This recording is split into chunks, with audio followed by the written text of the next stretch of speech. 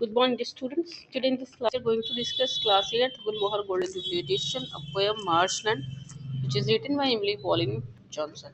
Summary and question answer shall be discussed in the poem. So, I'll show you the very first page. You can see the marshland. Marshland is look like this. ठीक है, ये दलदली भूमि होती है बच्चों. ठीक है, हर तरफ पानी पानी, थोड़ा सा गीला गीला सा मिट्टी, चारों तरफ नेचर. जनरली जो पीपल होते हैं ना, हम लोग वहाँ जाना नहीं पसंद करते हैं क्योंकि वहाँ का जो नेचुरल एटमॉस्फेयर है वो हमें कहीं ना कहीं पसंद नहीं आता. ठीक है, वो गीली गीली सी मिट्टी, धूप कम आती है वहाँ पे, लगभग मौसम जो है वो तूफानी सा होता है, बारिश जैसा. तो जनरली पीपल वहाँ जाना नहीं पसंद करते हैं, कुछ इस तरह से होती है. लेकिन ये किस तरह से इम्पोर्टेंट रखता है, पोएट ने बहुत ही अच्छे से समझाया है. यहाँ पे बहुत सारी जो नेचुरल हैबिटेट्स हैं हमारे लिए यूज़फुल हैं. ठीक है, यहाँ पे इन छोटी छोटी चीज़ों को राइटर ने बड़े अच्छे से, बड़े कमाल से एक्सप्रेस किया है. आप ये देखिए. ठीक है, तो थोड़ा सा हम लोग एक ब्रीफ समरी देखेंगे.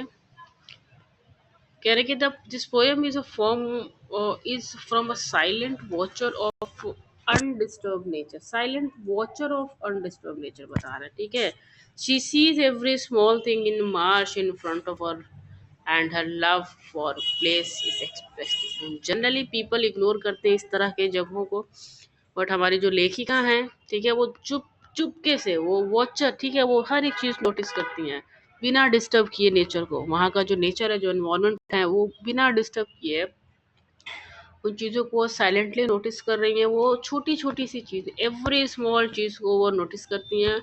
ठीक है, और उन बड़े प्यार से एक्सप्रेस करती हैं अपने पोएम में. ये डिटेल में देखते हैं इसकी समरी. तो poet describes a peaceful and romanticised picture of the marshlands in the poem. ठीक है, पीसफुल माहौल तो होगा ही भाई वहाँ का.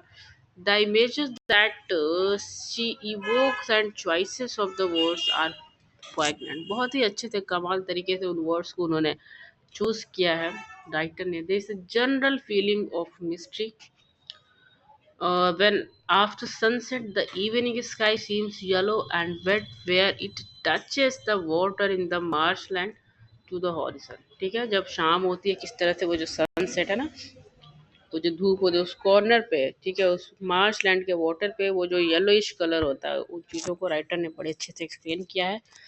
फिर कह रहे हैं the shallow pools in the marsh. उस शैलो पूल्स की बात कर रहे हैं. वो क्या होता है, filled with mould and moss. Mould and moss जब वो भरता है तो ग्लिस्टन लाइक गोल्डन कप्स, ऐसा लगता है कि वो चमक रहा है गोल्डन कप्स की तरह. ठीक है, the Marsh land is dark and dank in some places, yet it teeming with life in other areas. Among the growth of wild plants, the lizard ships monotone and the wild goose take shelter among the bulrushes on which the lichen cling. ठीक है, बहुत सारे creatures देखिए उन पे depend हैं. हालांकि people पसंद नहीं करते हैं, but apart from that there are many creatures who are completely sorry dependent on that types of place. ठीक है, cranes fly into the overcoming night and finally twilight covers the areas in a veil of thick grey mist as the marsh perhaps to sleep. So that is the summary of this poem. Question से तरफ बढ़ते हैं. The poet refers to the edge of the sky as its lip. What has should describe the lip as sun lost? How has it lost sun? कह रहे हैं कि the lip is sun lost because the sun has almost vanished from the sky. Question number 2, what does the sun lost lip meaning the brim of the marsh look like? The thin but sky yellows at the rim when the sun lost lip touches to the brim. The poet here is talking about the horizons which is reflecting some sunlight to the in the contrast to the darkening sky above the marshland. What in the marsh look like large cups of gold? Can you explain why they have been described like that? The low lying pools of mud in the swamps are filled with moss and mold. They look like large cups of gold where there are mildews growing in these low lying pools.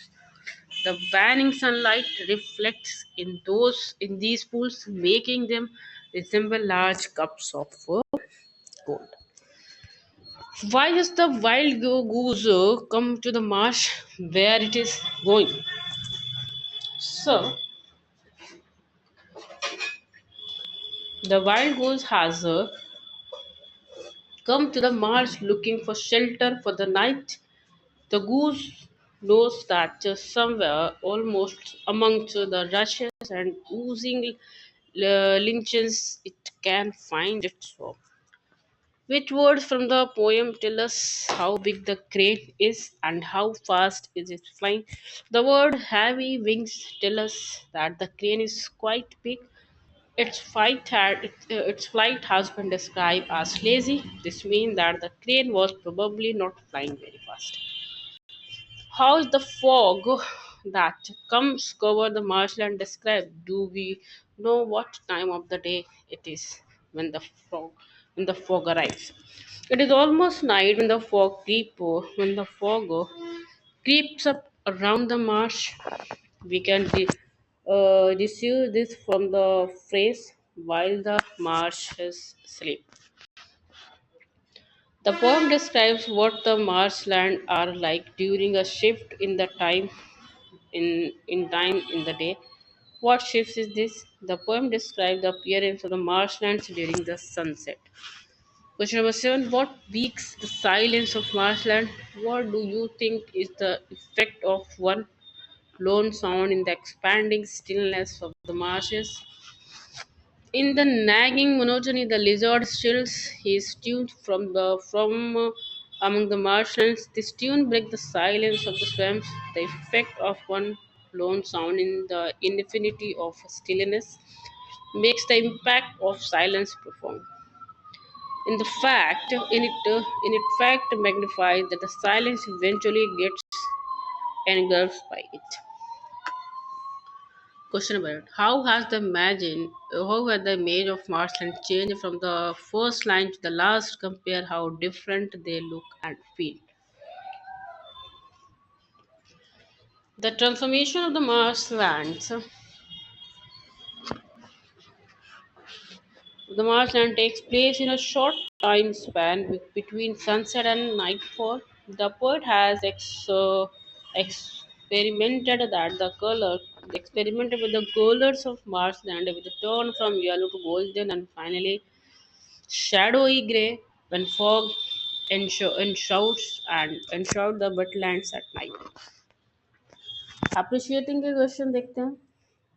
There is a contrast of darkness and light in the description of the pools of water in the marsh. What words bring out each of these characteristics? The words low lying and drank depict darkness in the pools of water in the marsh. In contrast, the words glint and cups of gold portray the light in the pools. Question 2.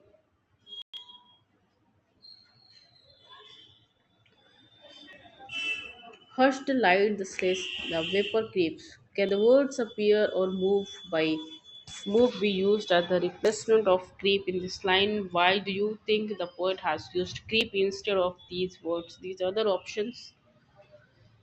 What effect does it give to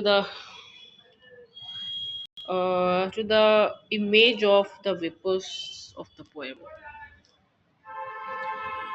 The words appear or move would not have the same effect as the creep in this line. By creep, the poet depicts the slow, eventual and emergence of the fog across the marshland. Question number 3 अपने book में देखिए please.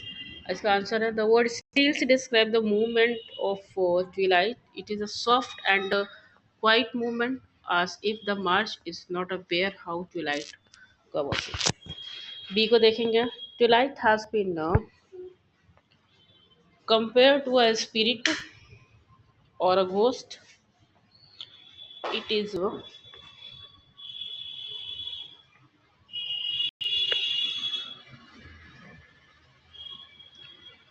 it is a